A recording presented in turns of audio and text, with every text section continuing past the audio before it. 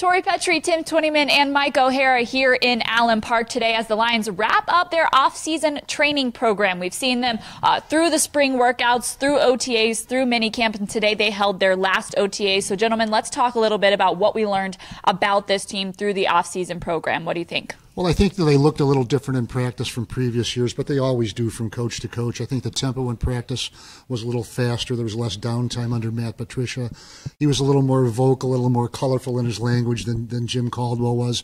But basically, practice is practice. But there's a lot of things we're looking for in positions, where players are going to line up, and what we think we can carry forward into training camp and then the regular season. You know, I think the two biggest differences fans out there are going to notice when they get a chance to come to training camp and watch this team, and things that at least I observed was the defense is going to look way different than anything they've ever seen. You know, we've talked about it, a lot. It's very multiple. You're going to have defensive linemen go all the way from the 7 technique to nose tackle, and you're going to see some 3-4 looks and some 4-3 looks, and they're going to rush from different angles, and Ziggy Ansah is going to be floating around, and it's just going to be very different with them than what people are used to.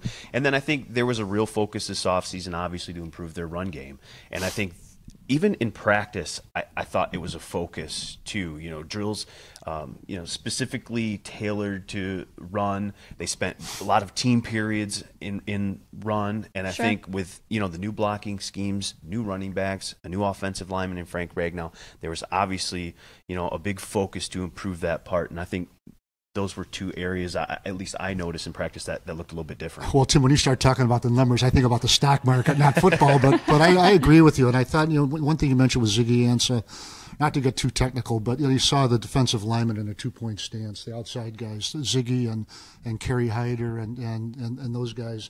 So they're not down in a 3-point stance, 4-point stance all the time. And I think that lends to them maybe dropping in coverage, pursuing down the line of scrimmage and things like that. But look, practice is practice, and we'll see how this ends up in training camp. One thing, I think guys always want to impress the new coaching staff.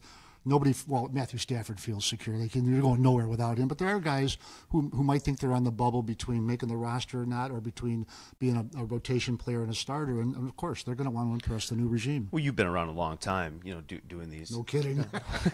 Did you notice an intensity ratchet? I did, because absolutely. There's no pads in this, and absolutely. there's no contact. But somebody who's been around as long as you, did you notice that part of it? Yeah, absolutely, I did. It, like I said, it looked different. The practice tempo was different. One of the first, there's a drill that I've never seen before, and that's when all 16 offensive linemen lined up in the same drill with 3 quarterbacks taking snaps. I have never seen that. Now, is it a big deal? No, but the thing that struck me was there was no downtime, and that was different. Now, one thing that made caught some attention was that they ran after practice.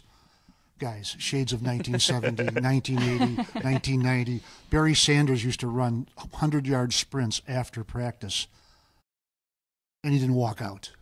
They didn't lose him. It's football. And Marvin Jones Jr. was on Good Morning Football today, and he talked about it. He said, hey, in football we run. It's part of our job to do that. So it wasn't a big deal that they were doing that after practice. It was no week. deal at all. Right. But some things happen on the World Weird Web, and you never know what you're going to find.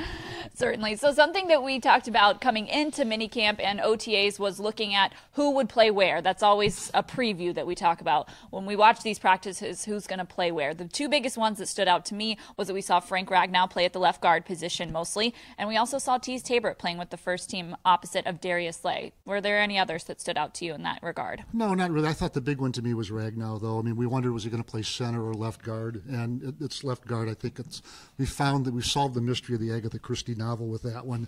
Saw the outline of the body. There he was at left guard. My God, we've located him. Yeah, Teez for me. Here's a guy who played, I think, 6 maybe snaps first half of last year, and then the Lions were afforded to or were able to go slow with him just because they had great depth at that position. They had health at that position last year, and they were allowed to bring him along at his pace. And I think in the long run, that's really helped that young man out. He got some time late in the season, got some experience under his belt. And look, he's a lengthy guy. He's instinctive. A lot was made of his speed, coming out. But when you're an instinctive player and you can read things before they happen, it doesn't matter. There's football speed and then there's track speed, and they're a very different thing sometimes. And he's certainly going to get an opportunity to win that job opposite Darius Slay. He played the most reps on the outside in the OTAs and mini camps. I think they're going to give him a great look, and it's a great opportunity for that young guy. Well, one of the most underrated qualities and attributes in any athlete, and we're talking about football, is vision, to be able to see things, remember what you see, and react to what you see. And I think great athletes, and we're talking about football now, are like speed readers.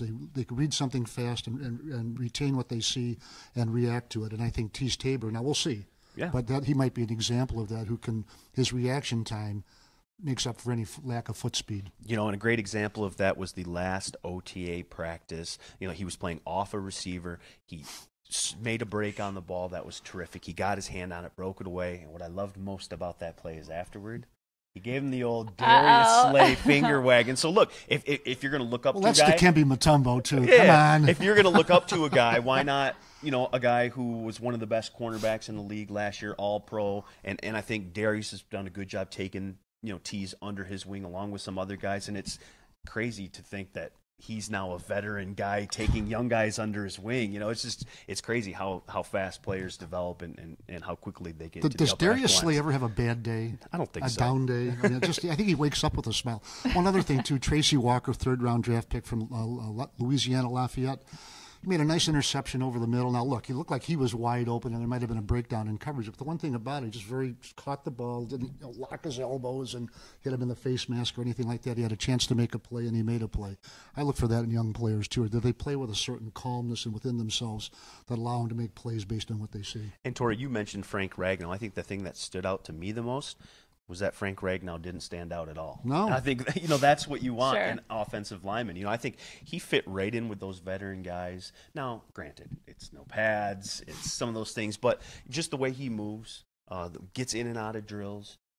You never heard a coach yell at him or take him aside because he messed something up. I think he just fit in, and I think that's a perfect compliment to that young man as well, that he just stepped right in and went with the flow. Yeah, and I also think, too, Tim, that's a good point, but it's they're looking for the best line combination. I think Graham Glasgow's better at center than he is at left guard, so I think it's a combination of those two things, that you're looking for the best 5, and to me the best 5 includes Glasgow at center and Ragnow at left guard.